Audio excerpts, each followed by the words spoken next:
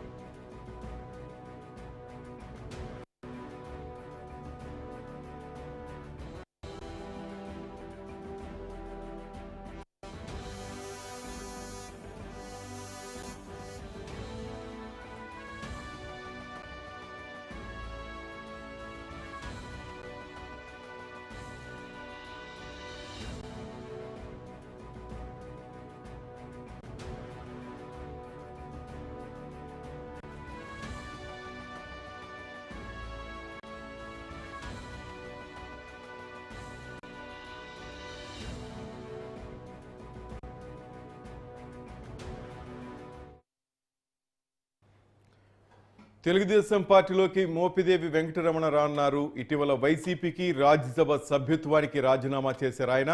ఇప్పటికీ తన కార్యకర్తలు, అభిమానులు, మత్స్యకార సామాజిక వర్గానికి చెందిన కీలక నేతలతో సమావేశం నిర్వహించారు మోపిదేవి. ఈ నెల 9వ తేదీన ముఖ్యమంత్రి చంద్రబాబు నాయుడు సమక్షంలో ఆయన టీడీపీ తీర్థం పుచ్చుకునే అవకాశం కనిపిస్తోంది.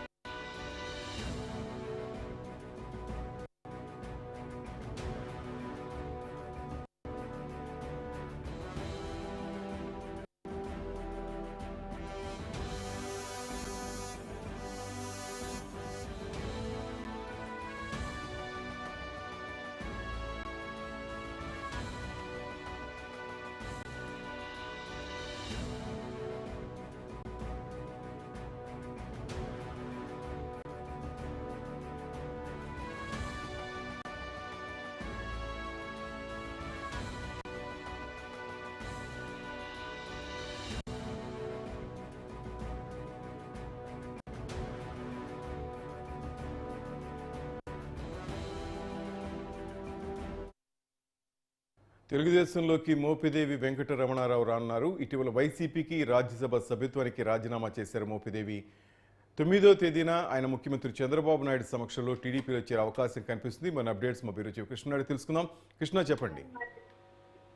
ఏదైతే ప్రస్తుతానికి మాజీ ఎంపీగా కొనసాగుతున్న మోపిదేవి వెంకటరమణ ఏదైతే వైఎస్ఆర్ కాంగ్రెస్ పార్టీలో రాష్ట్ర సభ్యులుగాను మంత్రిగా కూడా పనిచేసినటువంటి సీనియర్ మంత్రిగా కూడా పనిచేసినటువంటి వ్యక్తి ఏదైతే వెంకటరమణ ఉన్నారో ఆయనైతే ఇటీవల తన రాజ్యసభ సభ్యత్వానికైతే రాజీనామా చేశారు. ఏదైతే తన కార్యాచరణ అంటే ఇటు బీజేపీలో చేరుతారా, జనసేనలో చేరుతారా, తెలుగుదేశంలో చేరుతారా అనే విషయాన్ని త్వరలో ప్రకటిస్తారని గతంలో చెప్పినటువంటి మోపిదేవి వెంకటరమణ అయితే ఇటీవల తన అనుచరులతోనూ తన సామాజిక వర్గం ఏదైతే మత్స్యకార సామాజిక వర్గం చెందినట్టు వెంకటరమణ తన అనుచరులతో కూడా రేపల్లో సభా సమావేశం నిర్వహించినట్లు చూస్తాను. అదే దాంతో పాటు తన అనుచరులందరితో కూడా మాట్లాడిన తర్వాత నిర్ణయం చెప్తా అన్నాడు. ఎట్టకేలకు అయితే వెంకటరమణ అయితే తెలుగుదేశం పార్టీలో చేరుతున్నట్లయితే మనకి కన్ఫర్మ్ అయితే చేసినట్లయితే మనకు ప్రధానంగా అందుకున్న సమాచారం ఏదైతే ఈ రోజు 9వ తారీఖు చంద్రబాబు సమక్షంలో కూడా తను టీడీపీ తీర్థం పుచ్చుకున్నట్లు కూడా మోపిదేవి వెంకటరమణ అయితే మనం చెప్పడంతో చూస్తా ఉన్నాం. అదేవిధంగా అంటే మొదటి నుంచి కూడా వైఎస్ రాజశేఖర రెడ్డితో అత్యంత సన్నిహితంగా మెలిగిన వ్యక్తుల్లో ముఖ్యుడు మోపిదేవి వెంకటరమణ. రాజశేఖర రెడ్డి ముఖ్యమంత్రిగా పనిచేసిన హయాంలో మంత్రిగా కూడా పనిచేసినట్టు అనుభవం. అదేవిధంగా వైఎస్ఆర్ మరణానంతరం జగన్మోహన్ రెడ్డి వెంటే నడిచారు. తనకున్న మంత్రి పదవిని కూడా ఆ రోజు త్యాగం చేసినటువంటి వెంకటరమణ దాంతో పాటు జగన్మోహన్ రెడ్డితో పాటు జైలు జీవితం కూడా గడిపినటువంటి మోపిదేవి.